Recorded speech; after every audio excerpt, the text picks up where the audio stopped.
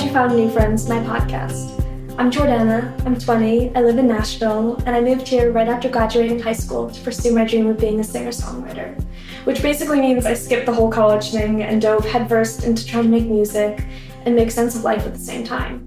I started New Friends because I wanted to create the kind of space I've always needed, a place to talk about the things we're all trying to figure out: friendship, confidence, self-worth, following your own path, and everything in between.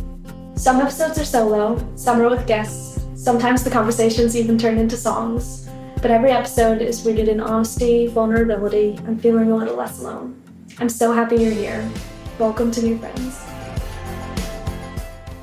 Hey, welcome back to another episode of New Friends. I'm Jordana Bryant, and we have part 2 of hair and makeup with Courtney. I just love this. This is so much fun. I love getting to hang out with you, and I'm so excited. I feel like I'm learning so much. Hopefully y'all are learning. This is going to be the hair portion of the hair and makeup. So if you didn't see the makeup, go back and watch that really long 3-hour recording. Yeah, I'm just kidding. It took a long time. We're gonna take some parts out, so hopefully whatever we post is only a short condensed version. But yeah, go check that out. And we're gonna do like a beach wave. I feel like that's what we do every time, but I love it. Yeah, it's like our classic just lived in beach wave. I mean, we've been doing that since almost the beginning, but it's just something that works really well on you and feels really fresh and easy for you to wear all day long. Mm-hmm. It also just like you have a little bit of like layers and stuff, and it like lends really well to like your layers and whatnot. I will say, I mean, so this morning you washed your hair and then you blew it out a little bit with like a blow dryer, and honestly like this wave that's happening right now is so pretty. I'm like, I like that. It looks like almost like you have like a little like a blowout right now. Oh, okay. Cute. But we're going to like take it all the way. We're gonna take it all the way and give you kind of more of just like a beachy kind of look. So right now your part actually looks really nice. We usually kind of make sure it's all nice and straight, but you kind of already got it nice and straight. So I think we're good there. So usually before we start, I just because right now your hair actually has like a really nice part, we'll just kind of like wave this a little bit with the iron, but I'm just gonna get these like little tiny pieces. I usually like to take a little baby straightener. I'm gonna just put a little bit of heat protectant in here first. Heat protectant is the one thing that for years I did not use, and I feel like that's the most important part. Yeah, no, heat protectant is very important. I mean, as a blonde, as someone who bleaches my hair, I feel like, heat protectant is a game changer, and it really is what, like I said, make sure I don't fry all my hair off. But yes, heat protectant is very important. It's the cutest little baby straightener. I know. So I like to take my little baby straightener, and I kind of like to just go in right where those bangs are and just like hit the front so that it doesn't have like that weird like colicky thing.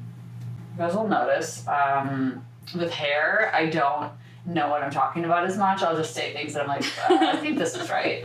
I am not a professionally trained hairstylist. I am self-taught, and I just basically do what I would do on myself. And I would always be like, I would hate when this was nice and curled and then this was like a little bit funky here. So I always will go in and at first kind of like polish up that right there. And then even sometimes you see all these little hairs like underneath here that are a little crazy. I'll just hit those with the little straightener as well, just to kind of like make it more polished. Do you want to talk about how you got into makeup and how you learned? Makeup or hair? Well, I feel like hair you kind of taught yourself more along the way, but makeup you had a little bit more of it, like a education. For sure. I'll have you want to ask me and then I'll answer it.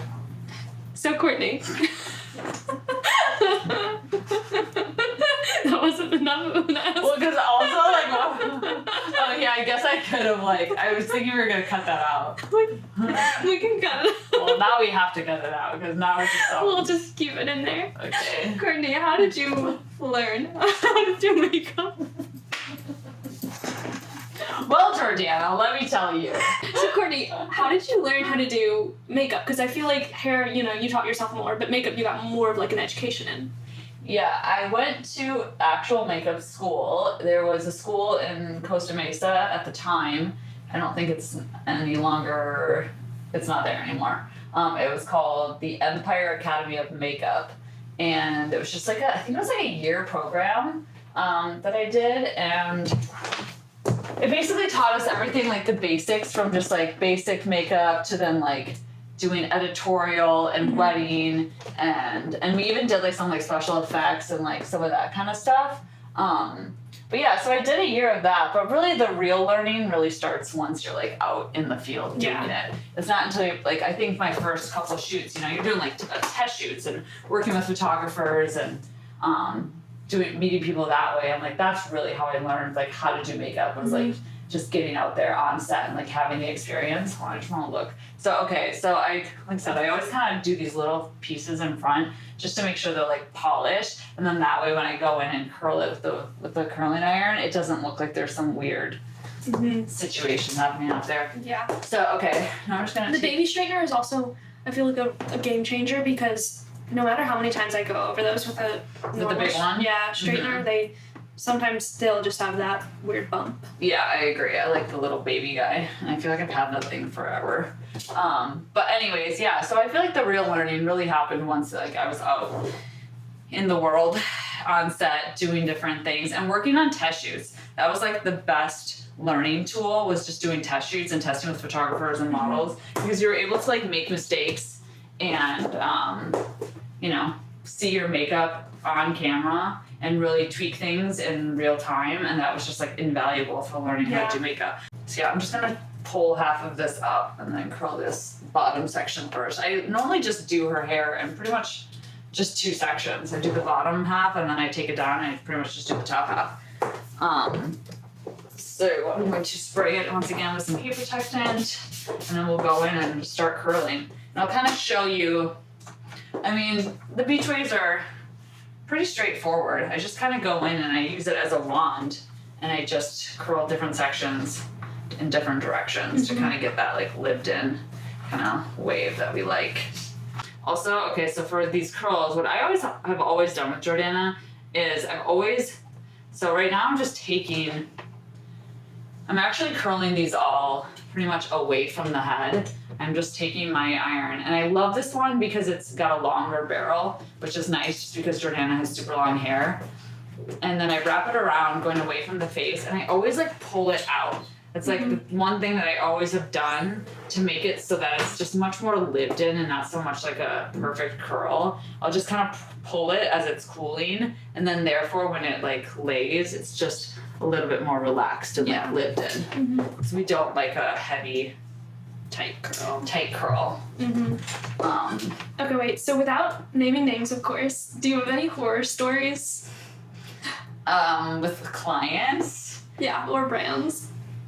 I mean, yes.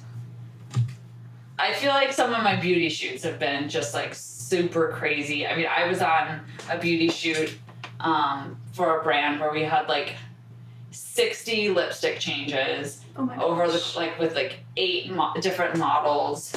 That's crazy. And we were just running around like basically like literally just doing lip after lip after lip, and I literally wanted to cry because I just felt like my eyes, I couldn't even like see straight after the shoot, because I was like, I don't even know, like I can't even see anything right now.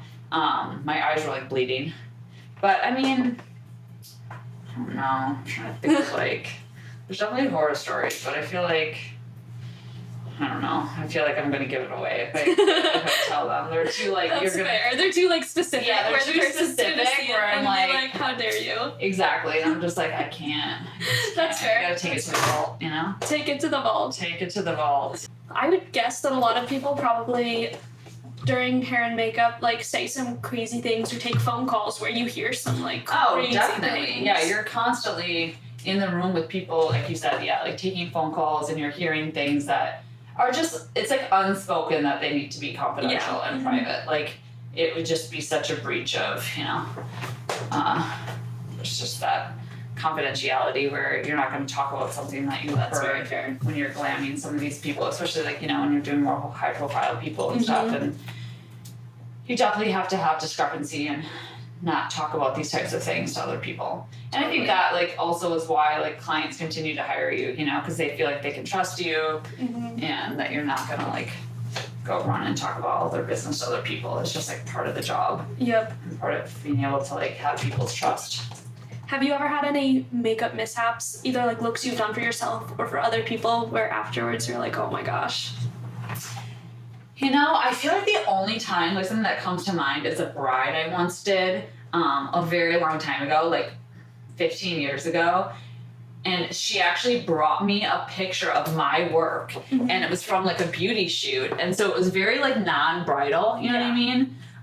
So it didn't look like a traditional bridal look. And she was like, I love this look that you did. Like, I want this. And I was like, okay, great. And I think I was a newer artist too, where I didn't necessarily know how to interpret that and like take something and then like really be like, okay, let's now do this but cater to like you.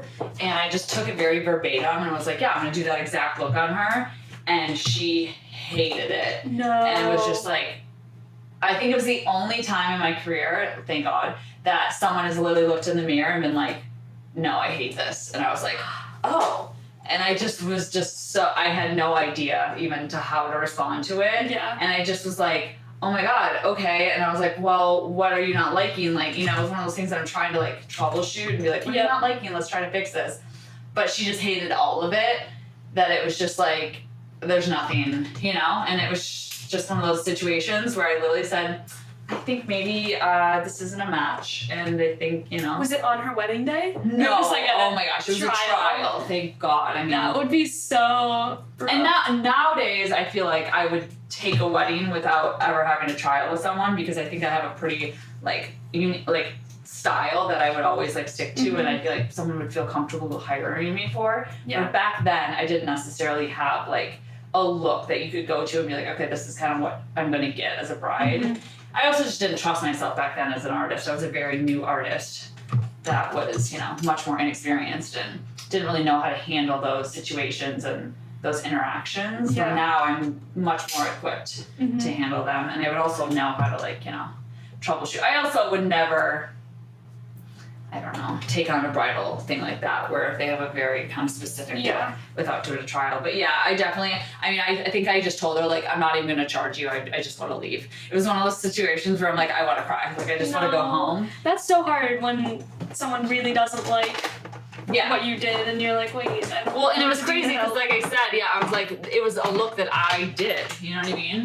Like, I had done the makeup and I did that exact look. It just did not translate on her. And like I said, I just don't think I had the skill to then be able to know how to like pivot and be like, okay, let's like do this. But I also just think, like I said, in general, my skills were not, you know, where they are at now. Yeah. And I think that's important in your career, of knowing like where your skill set is and like where, as an artist, you know, you still need improving. And like, I know everyone kind of has that fake it till you make it mentality, but I think that's actually really scary and can be detrimental, because I think you can do that to the wrong person and then close a lot of doors and like ruin your reputation when you take jobs that you're just not comfortable doing, or you just don't have the skill set. I think it's okay to be like, no, I actually don't know how to do that, and I don't want to, because I don't want to, you know, jeopardize my reputation. Totally. I also feel like, as a client, like, I would rather an artist be like, I don't really feel comfortable doing an updo. Like, I know that that's what you were thinking, but I trust my skills doing like a wave. I think we could come up with something really pretty,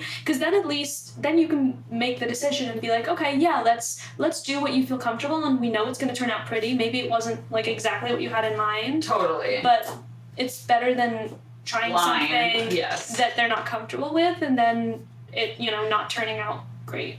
Yeah, definitely. And like I said, I just feel like I'm setting myself up basically to fail, and I don't want to do that. I don't ever want to put myself in a situation where I'm like, I just don't have the skills to do this. Yeah. And so, like you said, and especially with like hair stuff too, because I told you I'm not really a professionally like trained hair stylist, and I definitely have limits to my skills.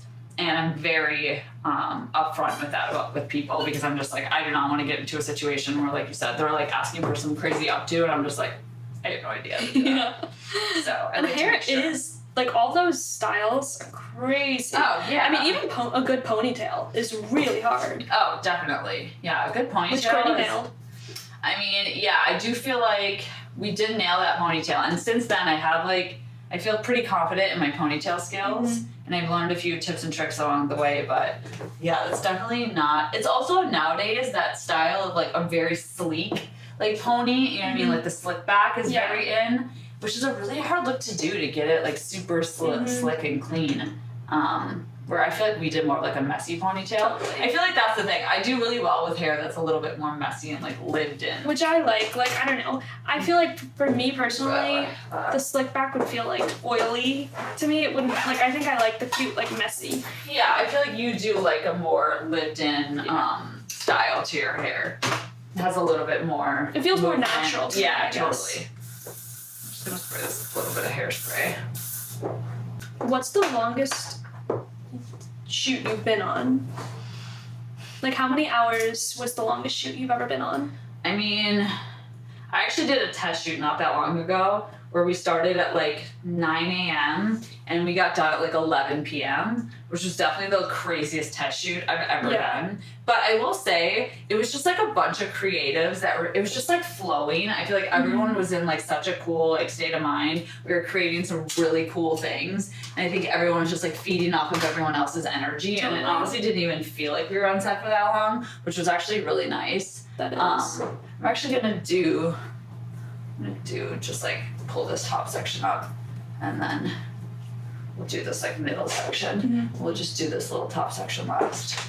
Like I said, I definitely with hair stuff, I'm just kind of like, just doing Figuring whatever. it out. Yeah, just figuring it Going out. with I'm the like, flow. If it feels right. Yeah, if it feels right, that's what we're gonna do. But I'm just gonna, section this up and then do this middle section and I'll just do this final one.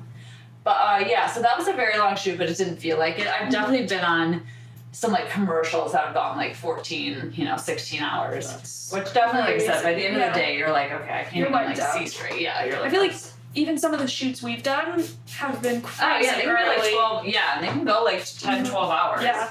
Even for like a music video. Definitely. I definitely feel like the Guilty music video we did, the Can I Get It Back music video. The first Christmas in Love one I feel like was a long day. Was it? Yeah, I mean, I do feel like as an artist, those are the kinds of things like when you become a hair and makeup artist, they don't tell you, which is like how physical the job can be, where you are on your feet for like long hours. You're also, just me today even, I'm carrying out all of my bags, a chair, a light, like there's so many things now as artists that we like carry with us. And then like I said, then you're on set for like sometimes really long hours. Oh, and now my thing is hanging up. They don't really tell you that stuff, I feel like, in makeup school. Like, you don't really grasp, like, just how physical it can be and, like, how tolling it can be on your body. Because a lot of times, too, if you're on a shoot for, like, 10, 12, 14 hours, you're not always going to the bathroom regularly. Sometimes you're just eating a bunch of, like, set food, just, like, chips and, like, drinking soda. Not, like, good food options. Exactly.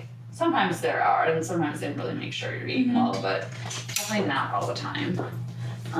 But yeah, so it can be really long hours, and luckily that's also. And like super cold out or like super hot. You know? Definitely. We've all definitely kinds of had conditions. Like we did a shoot that was, I think October, and no, it was like November, and it was freezing out in Nashville at this point, and like we shot in this lake. Do you remember? It was the sunrise. Gosh, yeah. We did it at like 6 a.m. or something. So we had to start hair and makeup at like 4 a.m. Yes. And then we went out there at like 6 a.m. and I was like standing in this freezing like 30-degree water. Yeah, we at least got to be like in warm clothes. I was like in a dress or something like that. Literally. And you had to literally put your feet in the water. In the water. I literally thought I was gonna like pass out. Yeah, that was probably like, that was crazy. That was crazy. But then we've also done shoots that are just like horribly hot out, humid. There's nothing, at least in the cold, the makeup still looks good. I agree. I'd rather have it be cold than hot because in the heat, like I said, you're sweating and then it's breaking down the makeup. At least like the cold, it might be uncomfortable, but like you said, the glam is pretty much staying the same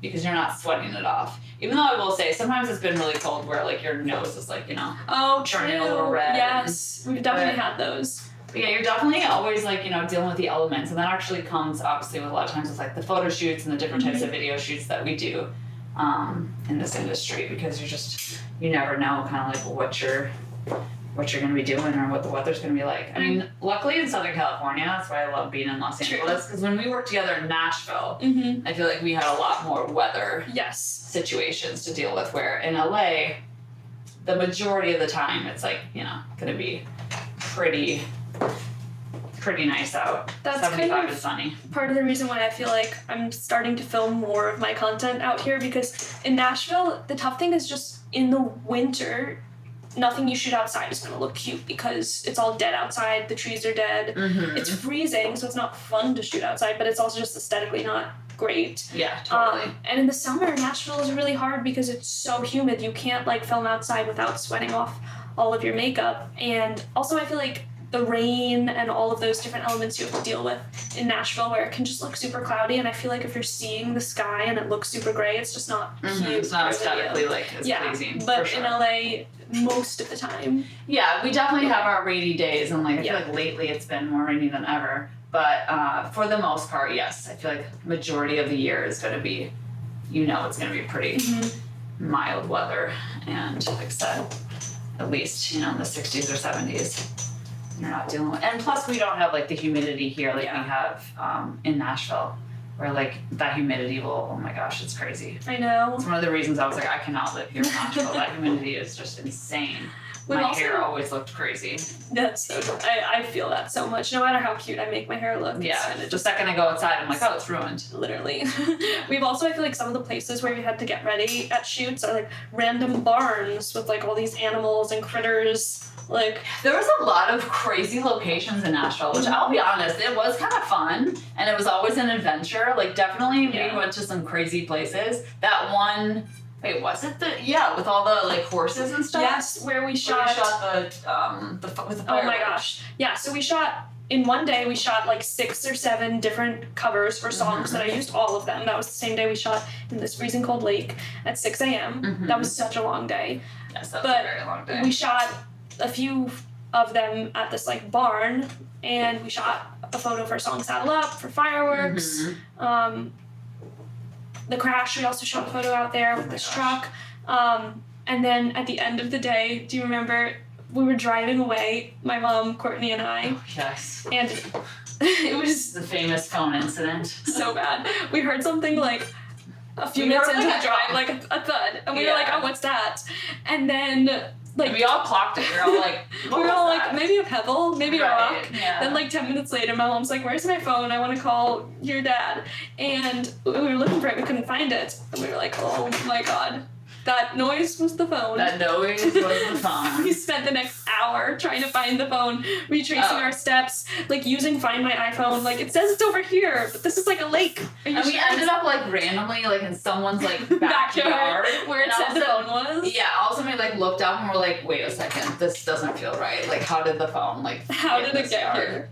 Yeah. And we never found the phone. And we never found the phone. I mean, we were like in the trenches. Like, we were like literally with our iPhones out. Like, it was pitch black at this point because it was like, what, 10 p.m.? Yes. We were all exhausted. Yeah, it was not great. And then we like I said, we didn't even come up with the phone. Didn't even if find we would have found it, it would have felt great. Yeah, it would have been like on a high. We would have been thriving. We were not thriving. We were not thriving. And then we like drove home and got pizza. Do you remember that? Yes, I do. It was like our like sympathy pizza. Yeah, our exactly. pity pizza. It was our comfort food. Yeah. Exactly. Okay, so now I'm going to do on this top layer. So I just make sure that the part looks nice. It's nice, and Randy has scarred me because sometimes the part's not perfectly straight, and she'll like say it in the middle of the shoot, and I'm like, oh God, oh God, oh God. She definitely likes the straight part. Yeah, she loves a straight part. I mean, we all do, but like, sometimes I'm like, nah, just didn't do it perfectly. But Randy, she's on it.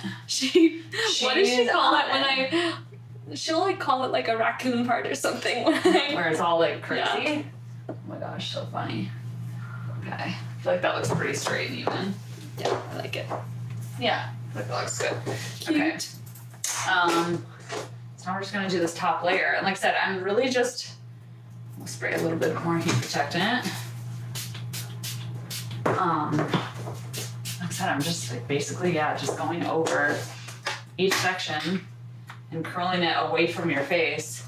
And like I said, in a very loose way that allows the curls to feel kind of lived in. And I feel like this hairstyle is a great hairstyle too to like then if we're on set we need to do changes, it's really easy to like take this and be like, okay, now we're gonna put it up into a ponytail. Or now we're gonna like do half up, half down, or it's like just like a very versatile like base. Yeah. We'll take these final sections. Like I said, I take like a wand and I'm just wrapping away from her face. I think the biggest thing, like I said, that I always do is making sure that I kind of, while it's cooling, I just like go like this. Pull it down. To each piece, yep, just so it's like kind of like elongates the curl. But yeah. So you were saying that one of the things that they don't tell you about doing glam is how like physically grueling it can be. What are some of the other things that you feel like people don't really tell you about being in hair and makeup?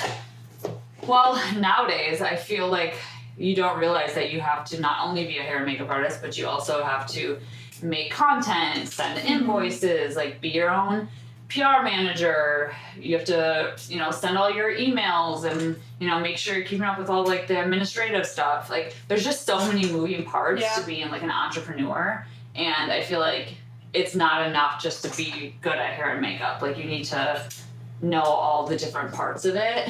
And like I said, nowadays with like social media and stuff, I mean, half of it is like making content, making sure you're posting, promoting yourself, because like I said, that's just.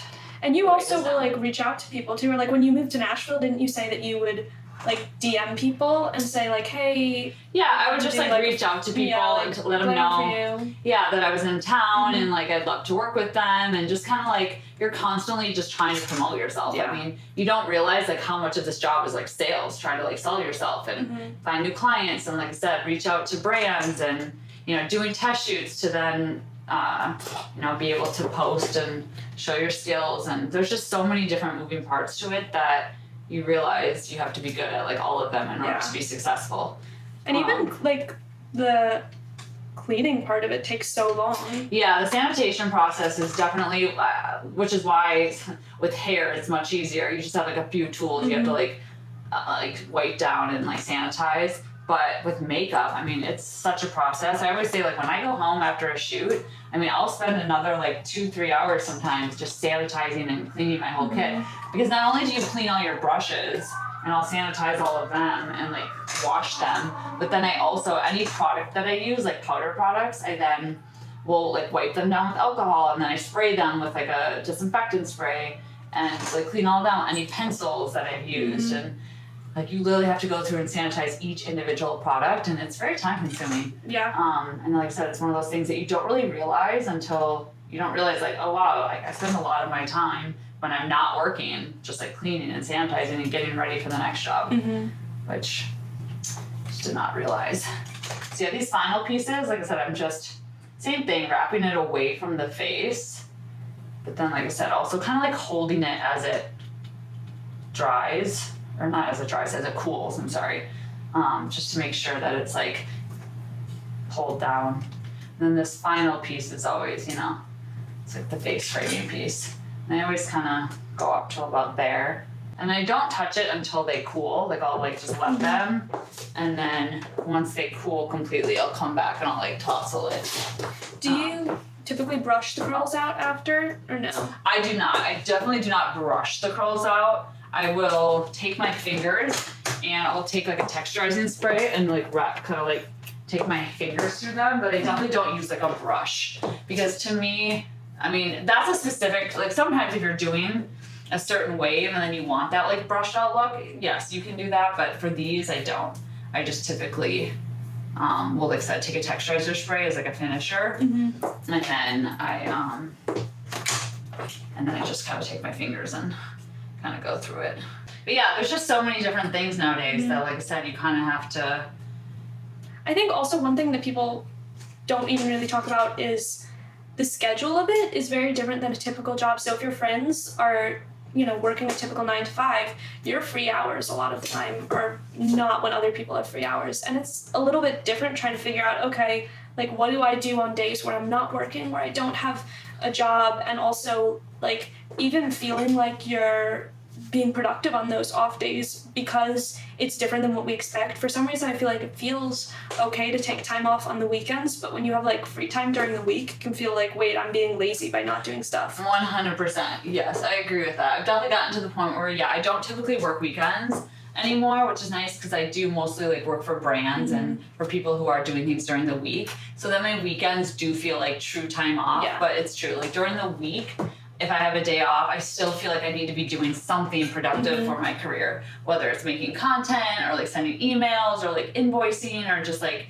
you know, just trying to figure out. Even though the days you're working are such long days that it kind of like, it ends up being the same as, you know, if not more hours than a typical, you know, job because you are working like 14-hour Yeah, days. no, it definitely can be. And I will say with the scheduling, the biggest obstacle I think for freelancers, well, and in this career specifically, so many of our shoots are just very last minute. Like, I don't know if it's just, I always used to think it was an LA thing, but then I realized that's how it is everywhere. Yeah. But shoots, there's so many moving parts and like, I just feel like shoots always come together so last minute. So it is not uncommon to get a text that's like, hey, are you available tomorrow? Or like, you know, in 2 days from now for this shoot. And like, that happens all the time where you kind of just have to like be available and be ready to say yes. Because a lot of times, like I said, these things are just so last minute. And you kind of do have to find the balance in that because it can be hard to like figure out like, okay,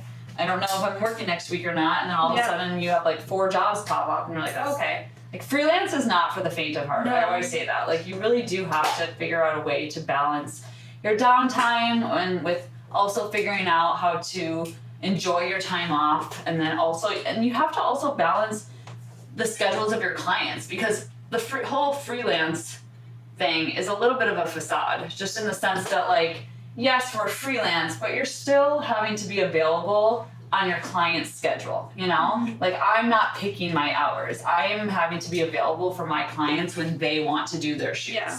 So it's still like having to juggle that and figure out how to fit in, you know, the clients that I want to prioritize and making sure that I stay available for those people while also, like I said, finding time to, you know. I also feel like both of us are very type A personality, and it's hard to not be able to plan ahead and not know your schedule for next month. And also, when you're first starting out and you don't know if the jobs are going to come in, to know, am I going to be able to pay my rent? Or even if you're, you know, experienced and you're like years into it and you know the jobs still come in, it's still stressful being like, well, I don't have any proof right now that I'm going to have the income I need. 100%. And there's a lot of faith, I feel like, in this industry that you just kind of have to trust that, like, things are coming in, but you also do have to be smart with your money. You know, like if I have a really big month where I, you know, financially was really well, I did really well, I can't just go out and just like spend all that money. I have to make sure I'm budgeting and I'm putting that money into an account and that I always have, you know, money aside to, you know, in order to account for if I have a slow month the next month. Because some months will be slow, and like especially with what happened here in LA with the fires where a lot of shoots were getting canceled. Oh, definitely. If you aren't budgeting, that could be really... Oh, yeah. I mean, if you didn't have a little money in the bank, I mean, that could have really, you know, hurt you drastically. And it can put you way behind. Because the other thing, too, about freelance is that, you know, people don't pay you day of, which I don't know if a lot of people do know that or not when they go into this career, but it's not like I said, like where you go to a salon and then like you pay your person right then and there and then you leave the salon. Like a lot of times you're invoicing your clients because they're working, like I said, you're working with brands or like companies and you're invoicing them. You're not just like getting a Venmo or like, you know what I mean, or cash day up. And so you have to also be able to budget for that because now I believe in Los Angeles you have to pay within like a net 30, like 30 days. That's good. But still, you know, you're not going to get paid right away. So you have to make sure that you're accounting for that. Totally. And you're always, you know, got enough money to pay the bills that month while you're waiting on your other checks. Okay, so I tucked that behind her ear because sometimes I do this when I do her hair where I'll let it cool behind her ear so that it kind of gives it a little bit of a bend. And oh, that's smart. yeah, and so I'll just kind of let it like sit behind there for a second. But I'm gonna pull this all forward. And like I said, I'm gonna let this sit for a second and cool. And I'm gonna grab my texturizing spray. I have this one that Kristen asked. I go through all kinds of texture sprays. Honestly, I feel like they all kind of do similar things for me, but I do like this one. It's relatively inexpensive and it does the trick. Right into the hair. This will just kind of give it a little bit of like lift and texture. And then I just kind of use my fingers to then just kind of rack through it. Oh, that's so pretty. Yeah, and then just give it a little, and sometimes I'll like pull, you know, like a piece. I don't know, it depends how I kind of want it to like lay. Sometimes also I'll fluff up this a little bit and, you know, kind of have this kind of come down a little bit. Oh, last question. Yes. Who's your favorite client? Obviously Jordana Bryant. That's what I thought. No, I mean, I will say. No, I mean, you know I love you. I love you I love you. forever, and I'm so grateful that we found each other in Nashville. I seriously am too. I was so I found sad you in a when hopeless Courtney. place.